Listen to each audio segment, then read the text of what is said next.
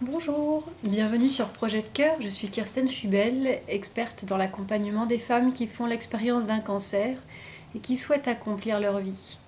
Aujourd'hui j'aimerais aborder un sujet pas forcément tabou mais délicat, quoi qu'il en soit, qui est la sexualité lors d'un cancer et surtout après un cancer. Aujourd'hui j'aimerais aborder le point particulier de pourquoi est-ce que c'est si important d'en parler.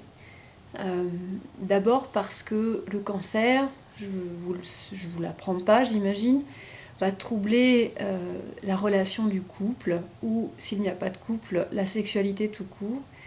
Le cancer lui-même mais aussi les effets secondaires des traitements comme la chimiothérapie, la radiothérapie ou la chirurgie et tout ça est très variable en fonction de la localisation du cancer et de la nature des traitements. Pourquoi c'est important d'en parler? Parce que la sexualité, ça rend vivant, ça garde en vie, d'un point de vue psychologique, mais d'un point de vue physiologique aussi. Ça a des bienfaits qu'on peut mesurer. Faire l'amour, ça va produire dans votre corps de l'ocytocine, qui est un relaxant musculaire et qui va du coup faire qu'on se sent mieux détendu après. Ça va aussi produire des endorphines, qui est l'équivalent naturel de la morphine, d'où son petit nom, et ça va diminuer les sensations douloureuses sur le plan général. Après, il faut trouver comment faire quand les choses ne sont pas si simples. Deuxième point, j'aimerais aborder le pourquoi c'est si difficile d'en parler. D'abord d'en parler avec son partenaire. Pourquoi c'est si difficile?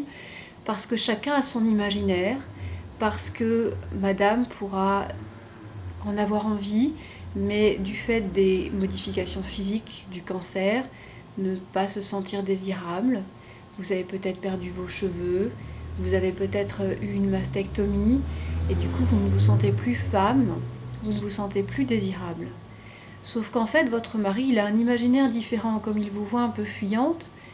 Lui, il vous désire, pourtant il a l'impression que vous êtes trop fatigué, que vous n'êtes pas bien, que vous ne voulez pas, que vous ne pouvez pas. Et du coup, il va aussi rester dans son coin en croyant respecter votre souhait. Et donc chacun a ses images, son imaginaire, et si on n'aborde pas le sujet directement, il peut ne rien se passer. D'autre part, chacun a sa physiologie, vous me direz, ça a l'air d'être d'une banalité, mais l'homme et la femme n'ont pas l'acte sexuel de la même façon. Monsieur, il a besoin de désirer avant. Ensuite, il a besoin d'être excité. Il a besoin d'avoir une érection. Et seulement après, il va pouvoir atteindre l'orgasme. Madame, c'est un petit peu, pas forcément dans le désordre, mais l'excitation peut arriver en même temps que le désir ou avant le désir. Du coup, il y a des ordres à respecter comme ça. Et quand monsieur ne comprend pas comment madame fonctionne parce que on lui a jamais expliqué ça comme ça peut aussi provoquer des quiproquos. Ça, c'est avec son partenaire, c'est celui qu'on connaît normalement plutôt bien et c'est déjà très difficile d'en parler. L'autre personne avec qui c'est difficile d'en parler, pourtant parfois c'est nécessaire, c'est son médecin. Pour ça, je prends mes petites notes. Une étude australienne a analysé chez des femmes qui ont eu des cancers et leurs médecins qui pensaient quoi. Et notamment chez les patientes, ça se divisait en 5 catégories. Une première catégorie de gens qui pensaient que la survie était tellement plus importante que la sexualité, du coup on s'en fichait complètement.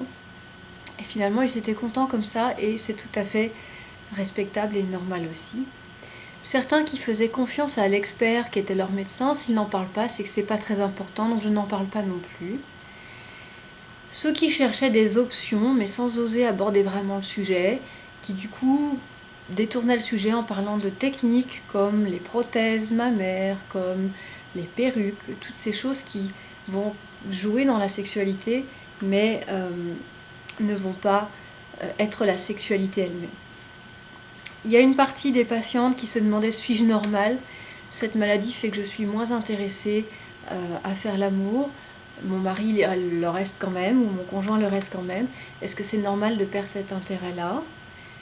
Et la dernière partie était ces personnes qui avaient bien l'intention de continuer à vivre, entre guillemets, en tout cas à avoir une sexualité active, et qui communiquaient de façon négociée, c'est-à-dire abordaient directement le sujet et arrivaient à en parler avec leur médecin pour apprendre à vivre avec.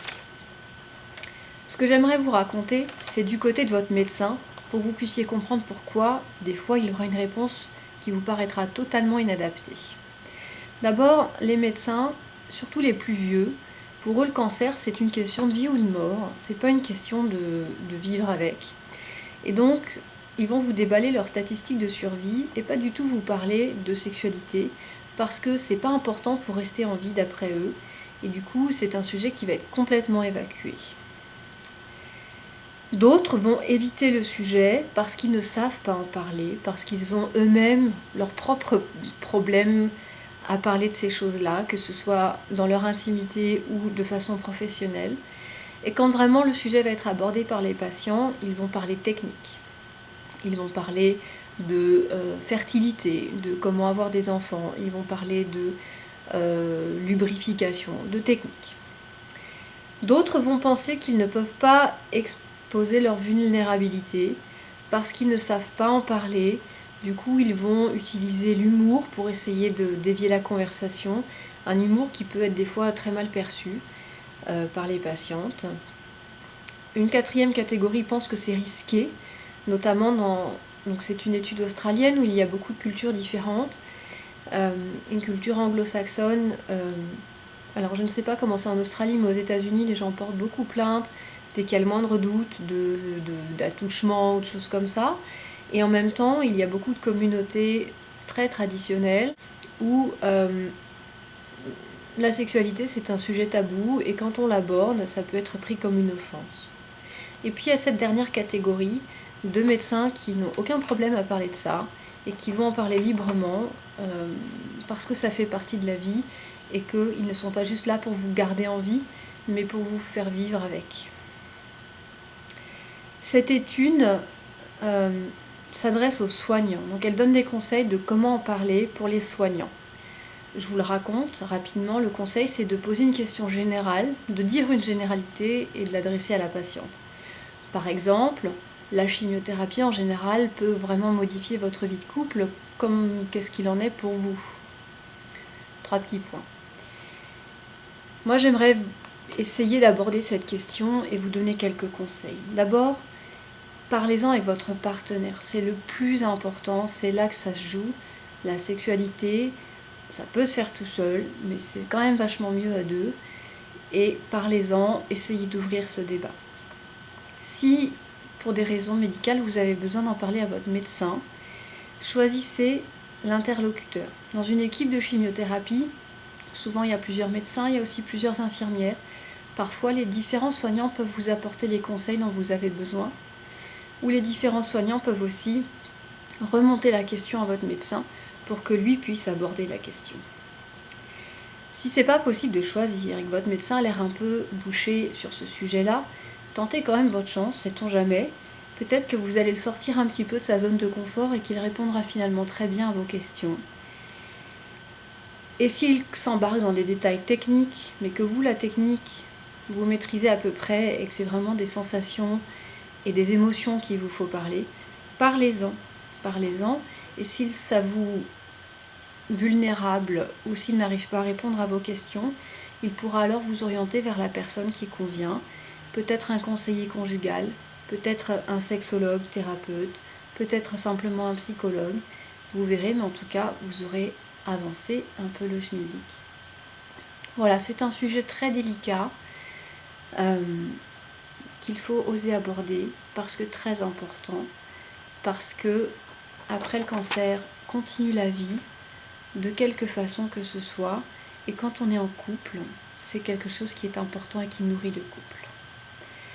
Voilà, j'espère que cette vidéo vous aura apporté des informations. N'hésitez pas à poser vos questions dans les commentaires en dessous de la vidéo ou dans le blog. Je ne manquerai pas d'y répondre et je vous dis à bientôt. Au revoir.